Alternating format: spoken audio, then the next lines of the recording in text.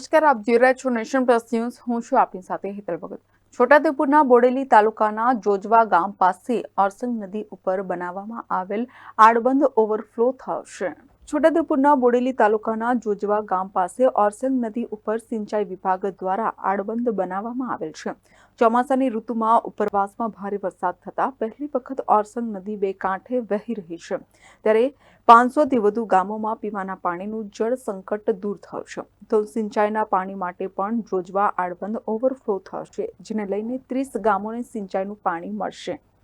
આ સાલ એવું પાણી આવ્યું છે કે લોકો ઘણાય જોવા આવે છે અને ઘણી રીતે સારું છે. પાણી પીવાનું બી વ્યવસ્થા સારી થઈ છે.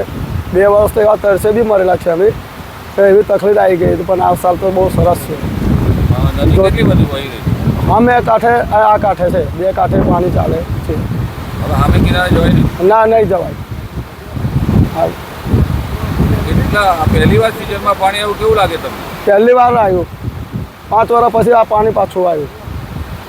3 વર્ષ દુઃખી, એટલે આ પાણી આ સાલ સારું છે. અમે કાંઠે છે અને હંમેશા જવાય નહીં. આ જોજવા ગામે જે નદીનો ઓરસંગ બ્રિજ પર ઓવરફ્લો થઈ રહી છે બનાવેલો, એ બહુ સારો દ્રશ્ય છે એના. અને જે ઓરસંગ 2 કાંઠે વહી છે, સિઝનમાં પહેલી વખત આ ઓરસંગ નદી 2 કાંઠે વહી રહી છે, જે જોવા માટે અમે બોડેલથી સ્પેશિયલ નીકળી રહ્યા છે. અને ખુશીના સમાચાર એ છે કે કારણ કે સિંચાઈનો પ્રશ્ન બી, પાણીનો જે તકલીફ રહી છે લોકોની અંદર, એ બી આ વખતે નહીં રહેવું લાગી રહ્યું છે.